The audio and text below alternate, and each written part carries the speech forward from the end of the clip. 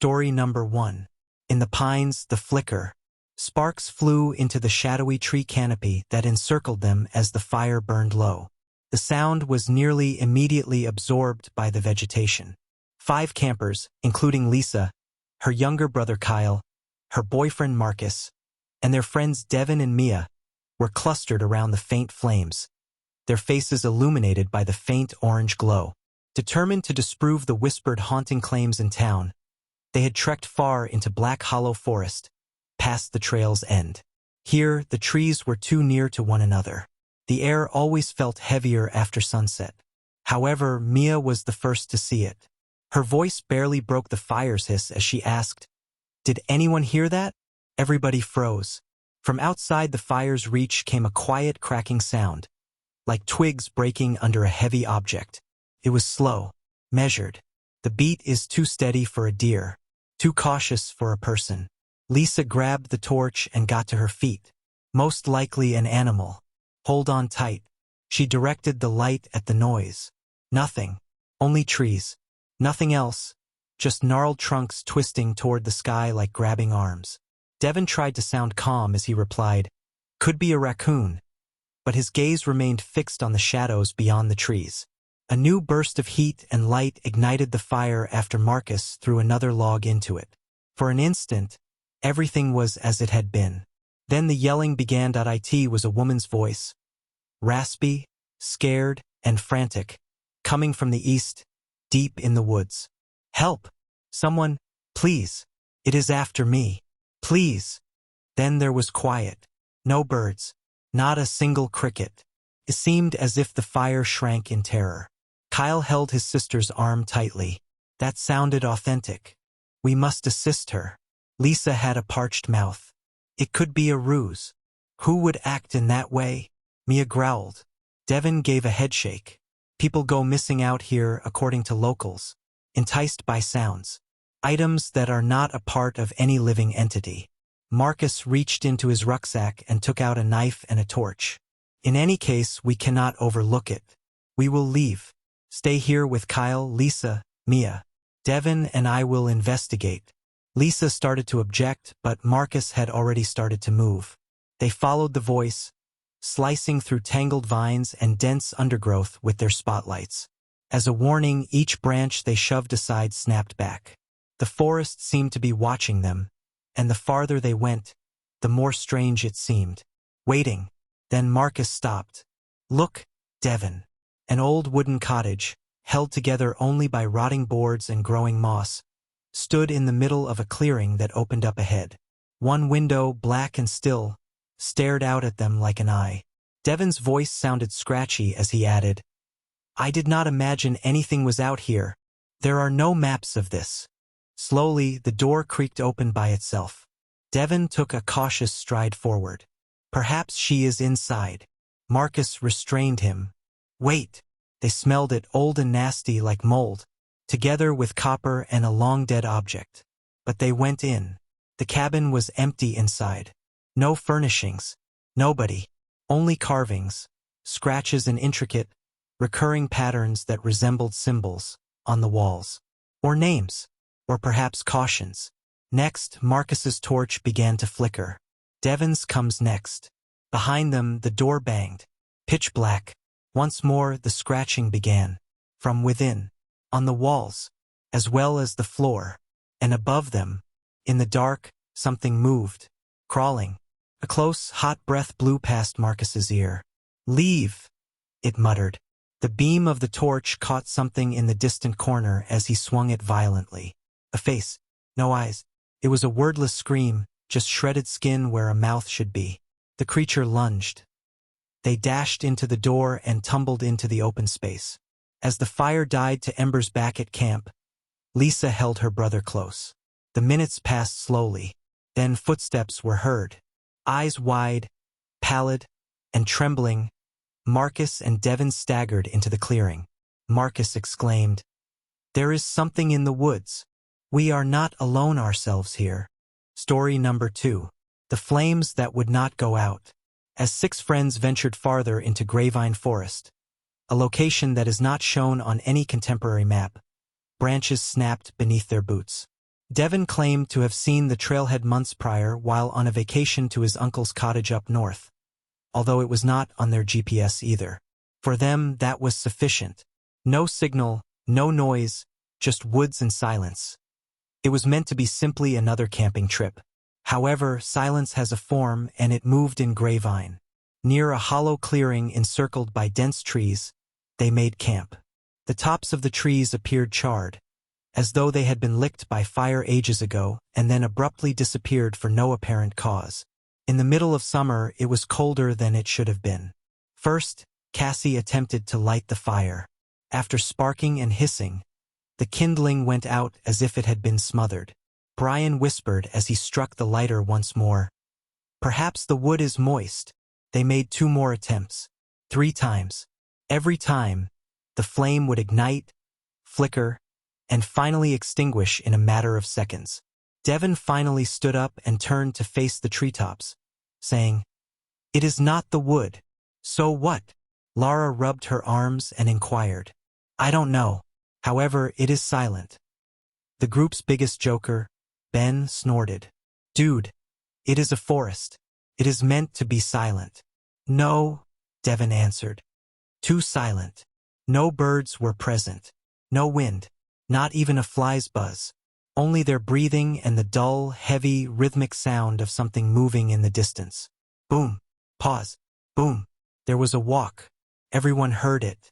Ben turned on his torch and pointed it at the trees, but the beam only extended a few feet. The fog was rapidly coming in and getting thicker. The fire pit was now cold and useless, resembling a dark scar in the center of their circle. Then the laughter reached them, high-pitched, childlike. Wrong. It was perhaps 20 feet away, from just beyond the fog. Brian grabbed the machete he had fastened to his bag and leaped to his feet. He yelled, "I am not playing games. If there is somebody out there." Lara muttered, "I saw something," while holding Cassie's arm, just between the trees, that is, small, white. Devon whirled. "White, I promise. Similar to a young girl, wearing a dress." However, that was not correct.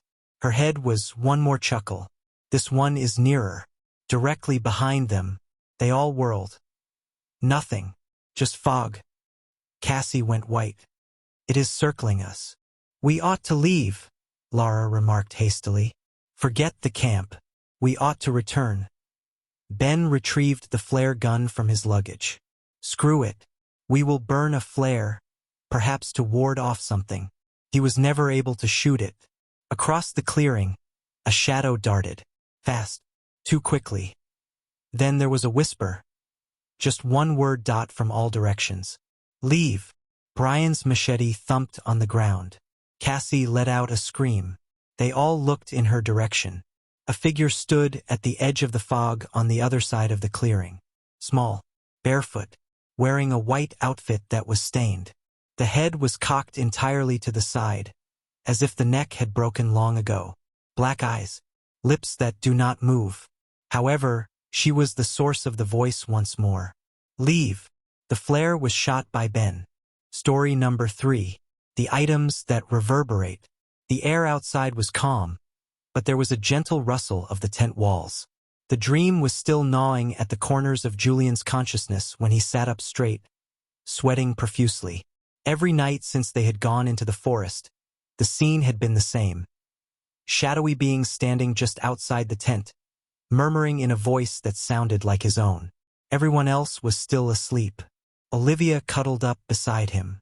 In the tent next to theirs are Sarah and Nate. Miguel claimed that the stars helped him unwind, so he slept in a hammock between 2 trees.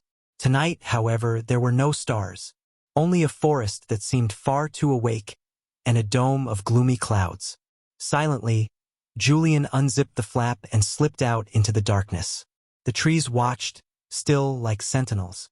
It was as though every twig, leaf, and drop of dew had been frozen in mid-motion.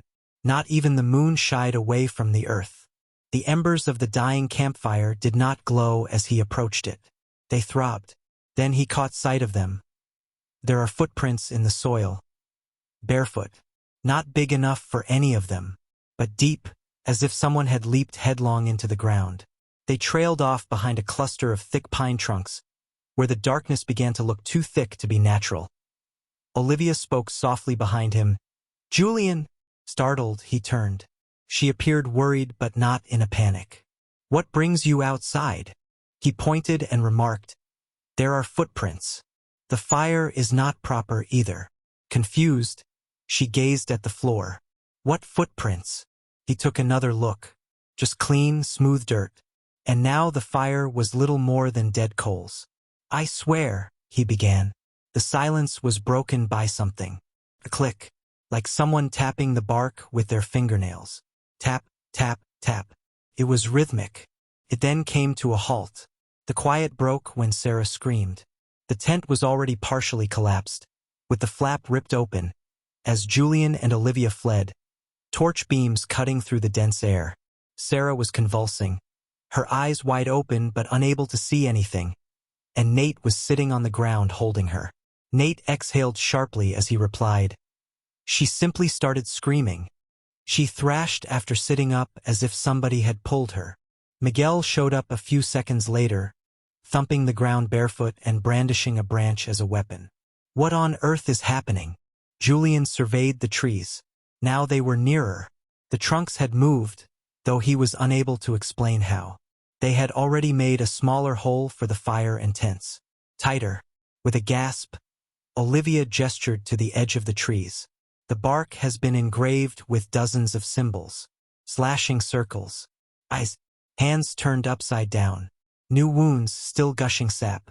She said, "They were not there before." Miguel touched a symbol as he cautiously made his way to one tree.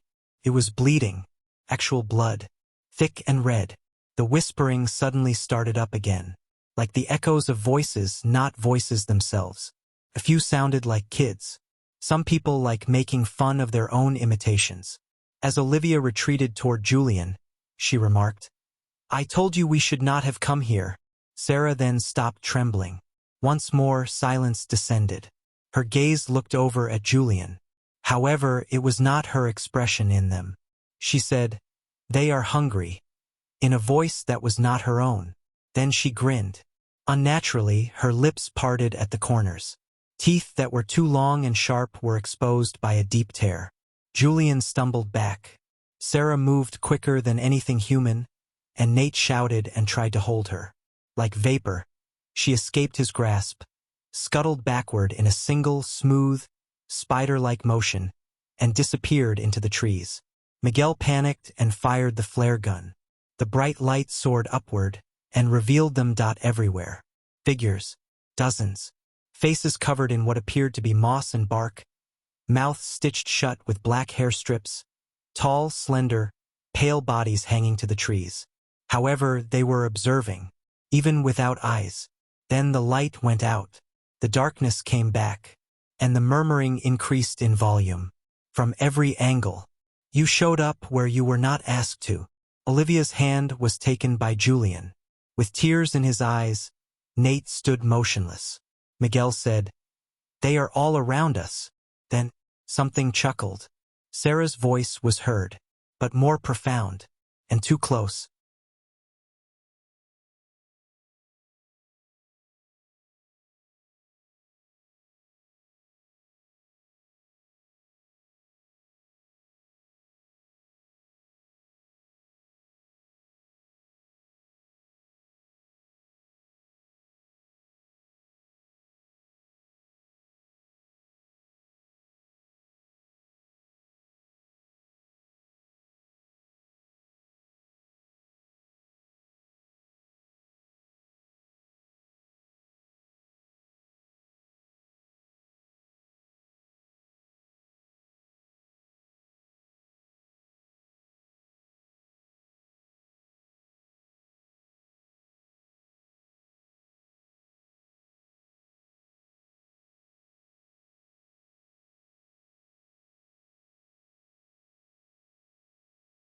Story number 4.